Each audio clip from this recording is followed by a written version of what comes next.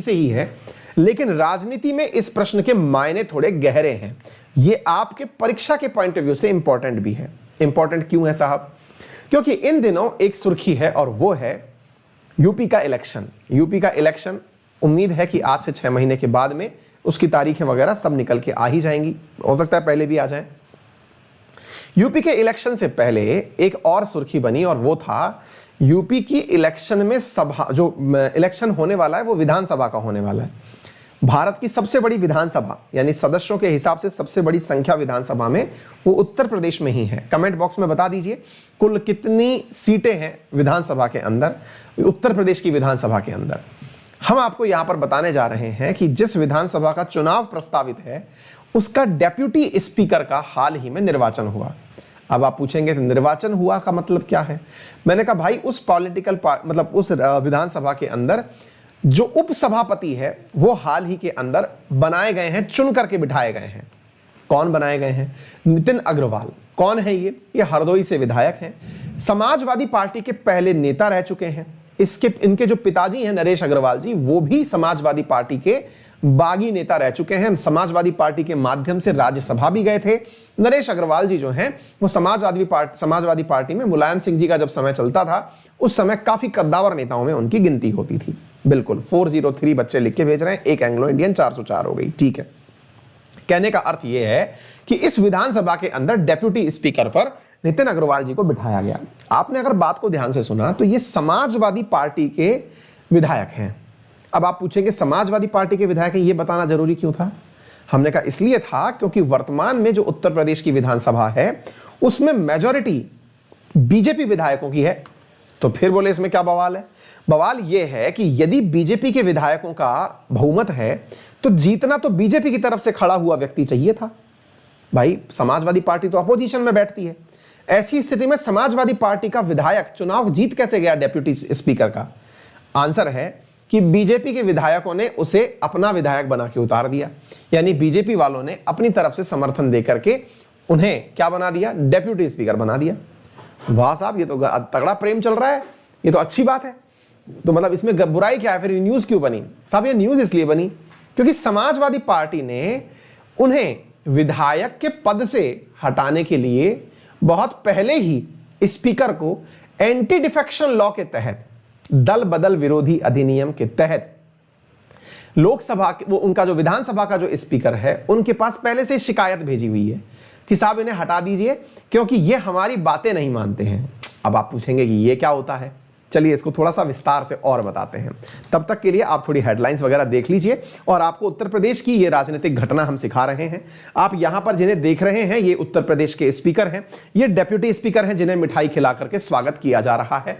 Samajwadi party के rebel यानी कि समाजवादी पार्टी के विद्रोही हैं ये, यानी वहां से निकल करके नितिन अग्रवाल जो हैं इन्होंने कोई राजनीतिक पार्टी तो ज्वाइन नहीं करी। बड़ा ही इंटरेस्टिंग वाकया है, अगर आप इसे समझेंगे तो आनंद बहुत आएगा। आनंद इसलिए आएगा क्योंकि अपन कहते हैं ना कि भाई कानून है कि कोई भी राजनेता एक पार्टी से दूसरी पार्टी में नहीं जा सकता। कानून तो यही कहता है। अगर कानून है तो कानून जब होता है लिखा हुआ तो उसे तोड़ने की प्रक्रिया भी शायद वहीं लिखी होती है। कैसे? आइए मैं आपको बताता हूं। आपको याद है भारत में कानून चलता है जिसका नाम है एंटी डिफेक्शन लॉ। अच्छा, जिन्हें नहीं पता मैं आपको बता देता हूं।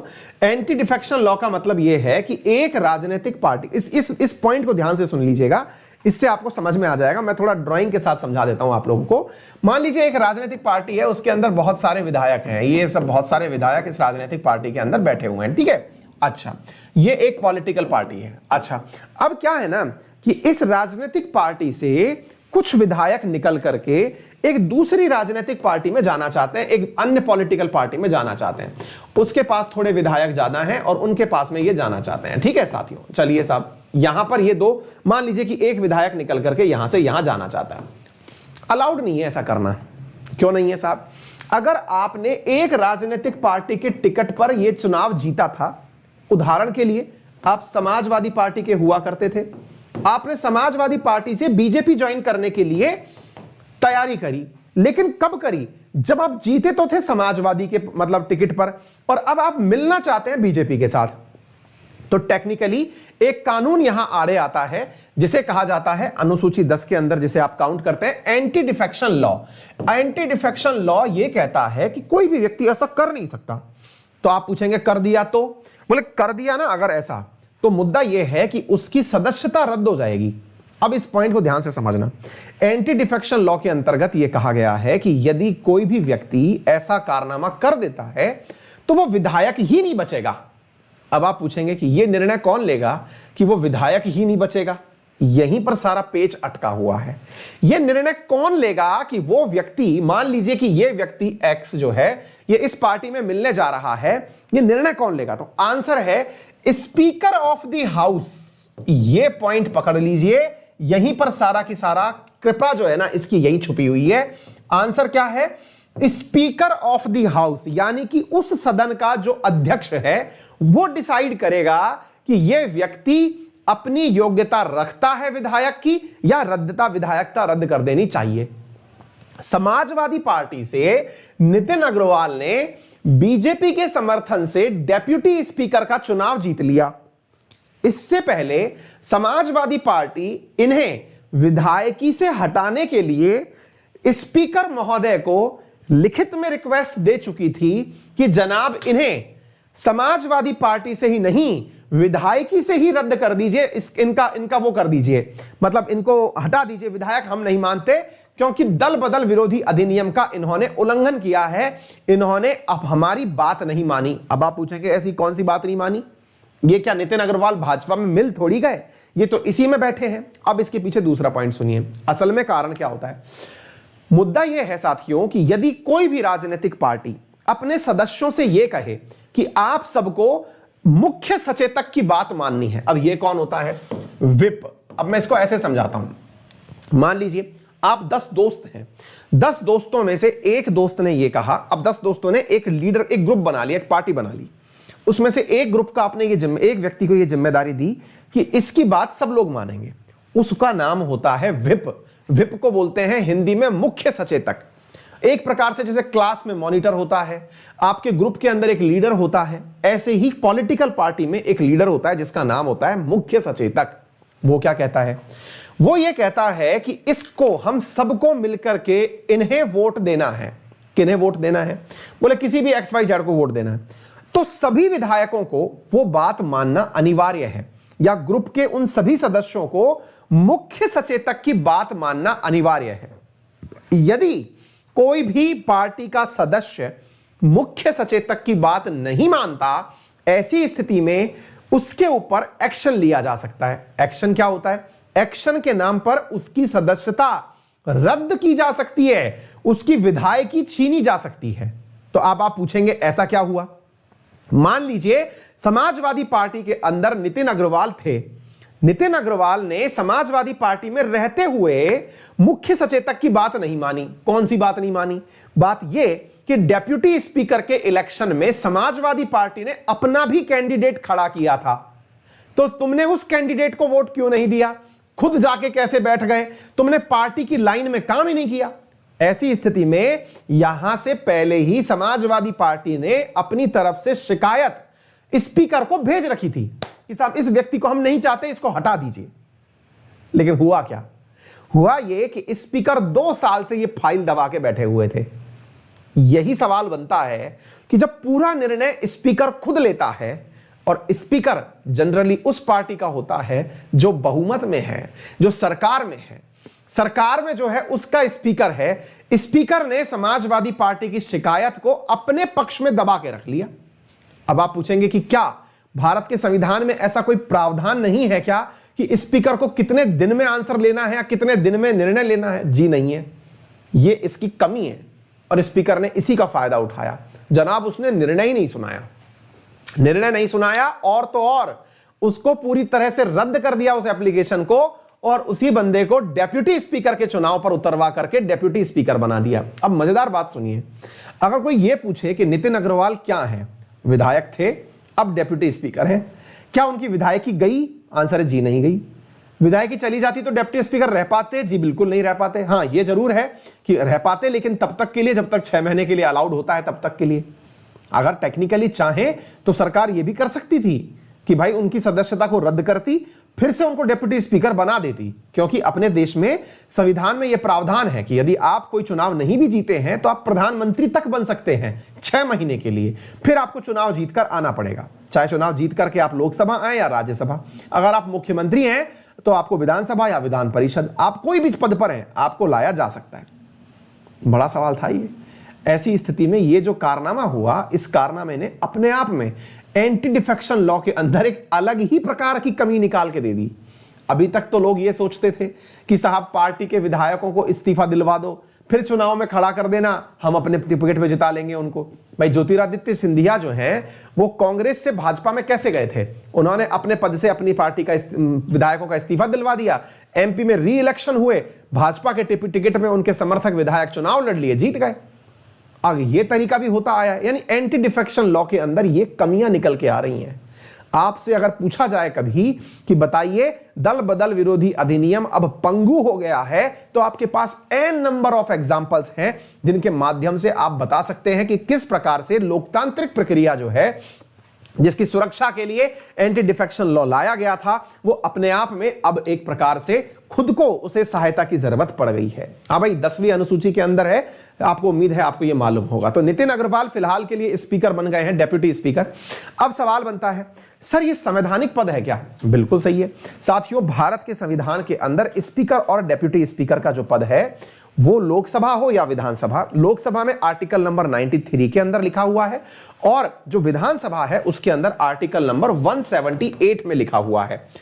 सेम प्रक्रिया जो लोकसभा के स्पीकर और डेप्यूटी स्पीकर के लिए है, वैसी ही प्रक्रिया आर्टिकल 178 में जो विधानसभा है उसके स्पीकर और डेप्यूटी स्पीकर के लिए है कि यहां पर इनका होना जरूरी है। आपको एक बात और जानदार पता चलेगी, और वो क्या है साथियों? मजेदार बात यह है कि लोकसभा में वर्तमान में डेप्यूटी स्पीकर का पद 2 साल से खाली चल रहा है। बड़ा सवाल है। तो एक बात बताइए सर, जब यहां पर ऑलरेडी मेंशन्ड है कि provide the election of both speaker and deputy speaker of the Lok Sabha, यह होना चाहिए, तो फिर यह खाली क्यों पड़ा हुआ है? क्या खाली पड़ा हुआ है? डेप्यूटी स्पीकर का पद लोकसभा में खाली क्यों पड़ा हुआ है? इसके पीछे एक गजब कारण है। वो कारण अगर आपसे पूछा जाए तो आप उसे जरूर लिख सकते हैं, और वो कारण है साथियों, अपनी लोकसभा के अंदर रूल नंबर 8, लोकसभा की कार्यशैली के अंदर रूल नंबर 8 है जो कि इसके लिए प्रमुख रूप से जिम्मेदार है। अब आप पूछेंगे कि उसमें ऐसा क्या है? रूल नंबर 8 लोकसभा की कार्य पद्धति के अंदर कहता है कि डेप्यूटी स्पीकर के चुनाव के लिए अपना जो स्पीकर है वो जब ठीक समझेगा, एज सून एज पॉसिबल, यानी election of deputy speaker shall and as soon as possible, इन 2 प्रक्रियाओं के माध्यम से स्पीकर द्वारा डिसाइड किया जाता है। दोबारा सुनिए, अपनी लोकसभा में 2 साल से डेप्यूटी स्पीकर का पद खाली चल रहा है। 2019 में जब से लोकसभा बनी है तब से खाली चल रहा है। खाली चल रहा है का मतलब क्या हुआ कि वहां पर कोई भी उस पद पर बैठा हुआ नहीं है। तो बोले फिर क्या करें? फिर करना क्या है? अगर पद खाली चल रहा है आपका, तो इसके लिए आपको चुनाव कराने चाहिए, क्योंकि आर्टिकल 93 कहता है। बोले आर्टिकल 93 को अकेला मत पढ़िए, इसे पढ़िए रूल नंबर 8 के साथ मिला करके। रूल नंबर 8 क्या कहता है? रूल नंबर 8 कहता है कि जब तक स्पीकर को नहीं लगता, भाई एज सून एज पॉसिबल, अब उसके लिए 2 साल भी जल्दी तो नहीं है, उनको लगता है कि आखिरी 4.5 साल हो जाएंगे तब बना देंगे। ऐसी स्थिति में रूल नंबर 8 के कारण स्पीकर का पद, वहां पर डेप्यूटी स्पीकर का पद लोकसभा में खाली चल रहा है। 178 के तहत यूपी के अंदर यह बना दिया गया है। समाजवादी पार्टी के साथ इनका जो विवाद था वो मैंने आपको बता दिया था। यहां पर जो प्रश्न निकल करके आता है वो है लॉयल्टी स्विच करने का, क्योंकि इन्होंने, जो नितिन अग्रवाल हैं, ये नरेश अग्रवाल जी के बेटे हैं, इन्होंने अपनी लॉयल्टी स्विच कर ली, अर्थात ये भाजपा के हो गए। आर्टिकल नंबर 93 और आर्टिकल नंबर 178, ये 2 चीजें आपको पता हैं। और इन्होंने जो बाईपास निकाला वो किसका निकाला वो मैंने आपको बता दिया है, एंटी डिफेक्शन लॉ, जो कि भारतीय संविधान में 52nd कॉन्स्टिट्यूशनल अमेंडमेंट 1985 के द्वारा ऐड किया गया था, उसके द्वारा इन्होंने इसका बाईपास निकाला है। उम्मीद है आप सभी साथियों को यह बात अच्छे से समझ में आ गई होगी। एक बात के रूप में एक जानकारी और प्राप्त कर लीजिए, अभी थोड़ी ही देर के अंदर आप लोगों की स्पेशल क्लास है अनअकैडमी पर। अगर आप नए हैं तो आप उसका लिंक कमेंट बॉक्स में प्राप्त कर लेंगे और वहां से आप जो है क्लास को ज्वाइन कर सकते हैं। फ्री ऑफ कॉस्ट क्लास है। करंट अफेयर का रिवीजन चल रहा है, इंटरनेशनल विषय जो कि सितंबर वाले हैं उनका मतलब क्लास है जो आपकी अभी हो जाएगी। इसके अलावा मैं अपने पेड विद्यार्थियों से संवाद रखना चाहता हूं, क्योंकि अनअकैडमी पर जो पेड विद्यार्थी हैं उनके लिए एक फीचर आया हुआ है जिसमें कि आप एडुकेटर से सीधे लाइव बातचीत कर सकते हैं। ऐसी स्थिति में आज शाम 7 बजे मैं यूपीएससी के विद्यार्थियों से बातचीत करने के लिए एक लाइव सेशन रख रहा हूं स्पेशल क्लास के माध्यम से।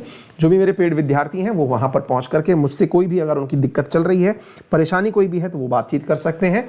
ऐसे ही मैं एसएससी विद्यार्थियों के लिए भी एक सेशन रखने वाला हूं। ठीक है, फिलहाल के लिए इतना ही। अपना ख्याल रखें और हाँ, अनअकैडमी पर जुड़कर पढ़ते रहें। अनअकैडमी पर फीचर्स एक से बढ़कर एक हैं। संडे के दिन सुबह 10 और 11 बजे कॉम्बैट होता है, उसमें बढ़कर से भाग लें, बढ़िया से उसके अंदर मतलब रैंक अटेन करें। हो सकता है आपको बहुत सारी प्राइजेस मिल जाएं।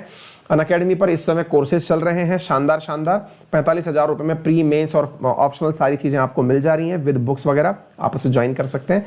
किसी भी प्रकार की कोई दिक्कत हो तो आप हमें हेल्प एंड सपोर्ट पर मैसेज कर सकते हैं, हमारे टेलीग्राम पर हमें मैसेज कर सकते हैं, मुझे मेरे नाम से सर्च करके आप ज्वाइन कर सकते हैं। फिलहाल के लिए इतना ही। अपना ख्याल रखें, बड़ों का सम्मान करें, छोटों को प्यार दें, अपना व्यक्तित्व इस प्रकार से विकसित करें कि महिलाएं आपके साथ सुरक्षित महसूस करें। Thank you so much.